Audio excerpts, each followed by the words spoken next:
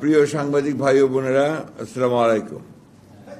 দীর্ঘ 16 বৎসর এই দেশের মানুষ এক ভয়াবহ ফ্যাসিস্ট সরকারের বিরুদ্ধে লড়াই করেছে, সংগ্রাম করেছে, প্রাণ দিয়েছে, শহীদ হয়েছে, আহত হয়েছে, গুম হয়েছে গণতন্ত্র উদ্ধারের জন্য।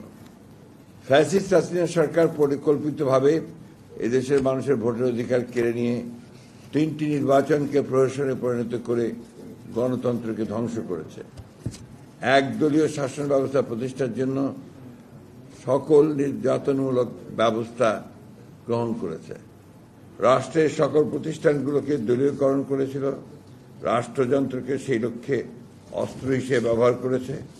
অর্থনীতিকে লুটপাট, বিদেশে টাকা পাচার, ব্যাংক লুট, শিক্ষা প্রতিষ্ঠানগুলোকে ছাত্রলীগের সন্ত্রাসীদের অভয়ারণ্যে পরিণত করেছে। শেয়ার বাজার লুট করেছিল, মাফিয়াতন্ত্র প্রতিষ্ঠা করেছিল। বিএনপি শুরু থেকেই এর বিরোধিতা করেছে। দেশনেত্রী বেগম খালেদা জিয়ার নেতৃত্বে অত্যাচার, নির্যাতন, হত্যা, গুম খুনের মধ্য দিয়ে সেই সংগ্রাম ও আন্দোলনকে দমন করতে চেয়েছে। বিএনপির 60 লক্ষ নেতাকর্মীর বিরুদ্ধে মিথ্যা মামলা, দেশনেত্রী বেগম খালেদা জিয়ার বিরুদ্ধে সাজানো মামলা। যুক্তরাষ্ট্রের 1 নম্বর জিম চেইন গোল্ড জিম এখন আবারও বাংলাদেশে। বসুন্ধরা আবাসিক এলাকা ও বসুন্ধরা সিটি শপিং মলে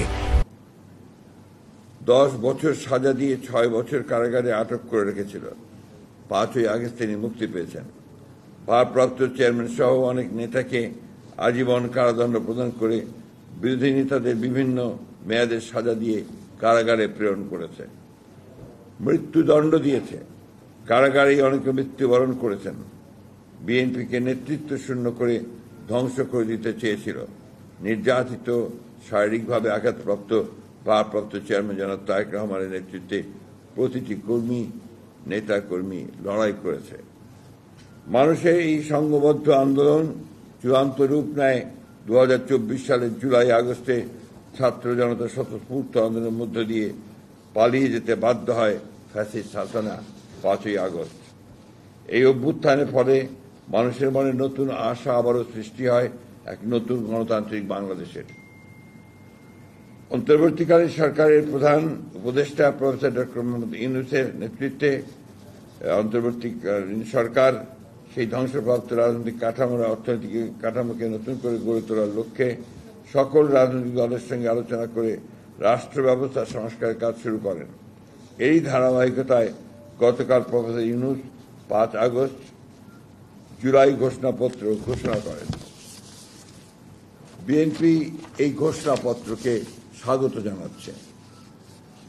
বিএনপি বিশ্বাস করে এই ঘোষণাপত্রে রাজনৈতিক দলগুলো যে অঙ্গীকার করেছে তা পালনের মধ্য দিয়ে এক নতুন গণতান্ত্রিক বাংলাদেশে রূপান্তরের কাজ শুরু হবে। সুযোগ সৃষ্টি হবে এক সাম্য, মানবিক মূল্যবোধ ও ন্যায় বিচারের ভিত্তিতে সত্যিকারের প্রগতিশীল সমৃদ্ধ বাংলাদেশ নির্মাণের প্রক্রিয়া।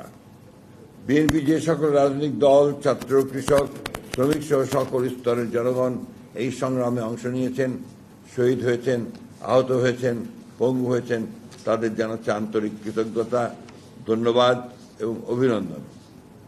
প্রিয় সাংবাদিক ভাই ও বোনেরা, লন্ডনে বিএনপির ভারপ্রাপ্ত চেয়ারম্যান জনাব তারেক রহমান ও প্রধান উপদেষ্টা প্রফেসর ডক্টর ইউনূসের বৈঠকের মাধ্যমে নির্বাচনের সময় 2026-এর ফেব্রুয়ারি মাসে যে ঘোষণা করা হয়েছে তাকে স্বাগত জানাচ্ছে।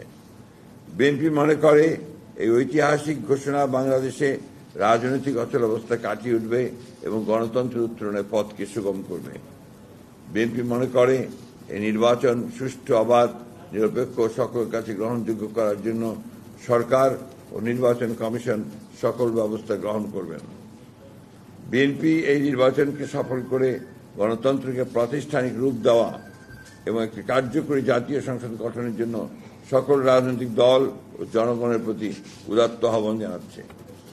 বিএনপি আবারও গণতন্ত্রের এই সংগ্রামে যারা প্রাণ দিয়েছেন তাদের প্রতি শ্রদ্ধা, যারা আহত হয়েছেন তাদের প্রতি সহানুভূতি এবং তাদের আরোগ্যের জন্য পরম করুণাময়ের কাছে প্রার্থনা করছে। শহীদদের পরিবারের পুনর্বাসন, সুচিকিৎসা ব্যবস্থা গ্রহণের জন্য সরকারের প্রতি আহ্বান জানাচ্ছে। বিএনপি দীর্ঘ 8 বৎসর গণতান্ত্রিক আন্দোলনে সফলতার সঙ্গে নেতৃত্ব দেওয়ার জন্য জনাব তারেক রহমানকে আন্তরিক ধন্যবাদ ও কৃতজ্ঞতা জানাচ্ছে। বিএনপি 1 বছরে অনেক প্রতিকূলতা সত্ত্বেও গণতন্ত্রের পথকে সুগম করার উদ্যোগের ও প্রয়োজনীয় ব্যবস্থা গ্রহণের জন্য অন্তর্বর্তী সরকারের প্রধান প্রফেসর ডক্টর ইউনূস, উপদেষ্টা মণ্ডলীর সদস্য এবং সংশ্লিষ্ট সকলকে যারা এই প্রক্রিয়ার সঙ্গে সম্পৃক্ত তাদের আন্তরিক ধন্যবাদ জানাচ্ছে এবং প্রত্যাশা করছে অতি দ্রুত রাষ্ট্র কাঠামো সংস্কারের বাকি কাজগুলো সম্পন্ন হবে।